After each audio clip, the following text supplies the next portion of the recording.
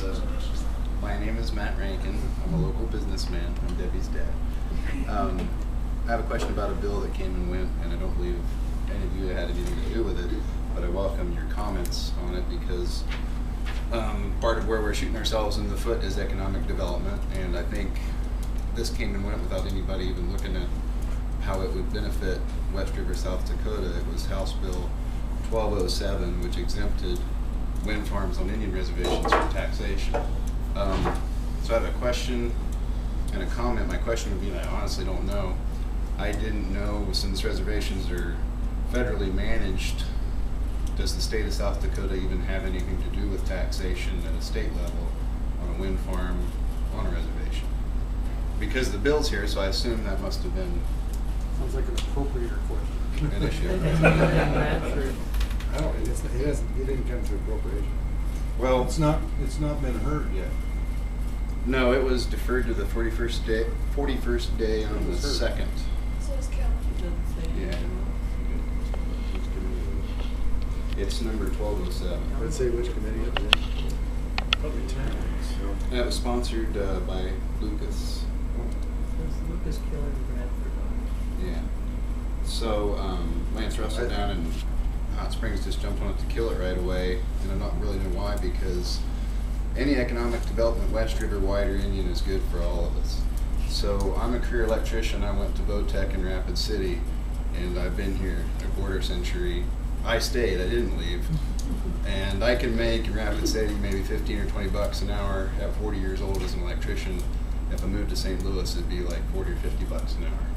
So why I stayed is I wanted her to go through good schools to be the competent person that you see here today. So that's why I stuck it out.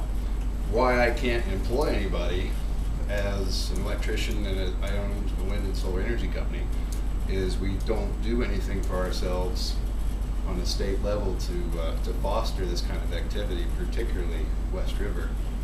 So it's just a food for thought comment. A third of West River is Indian reservation.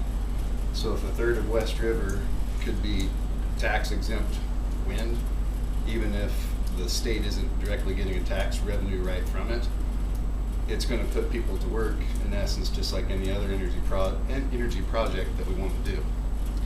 So had that happened, I know that my business would be able to do more in the state. There's more I can do, and I can employ people.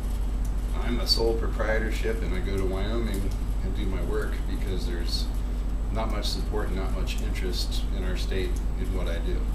So, for instance, if you have solar panels on your home, this is one of the states where you're not required to get a payback for it. There's only 4 states that don't have that: us, Mississippi, Alabama, and Tennessee. So I don't have the answer, but why do we always fight with Mississippi, Alabama, and Tennessee to see who's worst off? So not to go on, but I see a lot of the Achilles heel repeating negative feedback, economic, sociological things that go on West River are somewhat racism based. Let me take it, and there's 2 points I want to make. In the past, we have incentivized wind farms, whatnot, with tax breaks, returning the contractor's excise tax back to them as projects. The other thing is, when you look at bills like that, and you see 3 people as prime sponsors who live on the reservation, it's probably brought to make a point. Yeah. And had they been serious about something that they wanted to change, whatever, they would have gotten more signatures than just 3 people that came from that reservation. So I don't know what the bill said in particular, but I can pretty much guess that it was just a conversation piece. Right. It was going to die. And What you're saying is the knowledge that I want. It's pointing out how we're all not looking at certain situations might go by us. Well, there went some more money on by because we were too busy looking at something else. Well, let me respond though. What the bill does is just simply exempt any company owning holdings under lease. If it's on the reservation, they're exempt. Well, given the tenor of our previous conversations as far as revenues to the state, why would we consider that? Why would we allow those people build? Why would we To let give Megacorp them come into a res and build a giant wind farm and the state gets no tax revenue from it? Yeah. Well, Yeah, you wouldn't. Well, for instance, I have to go to Wyoming to work, and why I can make money as a sole proprietor in Wyoming is there's no tax at all on renewable energy in Wyoming, which is going too far. Wyoming has wind turbines like dandelions because they went a step too far to try to invite everybody in. Well, then the answer to that would be, if that's the case you're gonna make, we should exempt taxes statewide. We shouldn't only do it for the reservation. Why would we pick out the reservation and exempt them only there? We provided tax incentives in the past, and I remember Governor Rounds' his philosophy was, you know, he opposed these tax incentives that were designed as fishing expeditions, where we're just gonna throw out an exemption and hope that it draws somebody in. And he favored the approach of tax incentives to that were well placed when there was somebody that showed interest to go to them with enough tools in his toolbox and negotiate with them and try and bring them in through negotiation.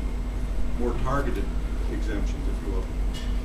Trying to answer your question, you know, why should that be that? Why would we want to try that way? Is there would be incentivizing certain businesses to come here. If that were the case, and certain federal parameters of a reservation are even more inviting to wind developers. So We're going to finish up with one last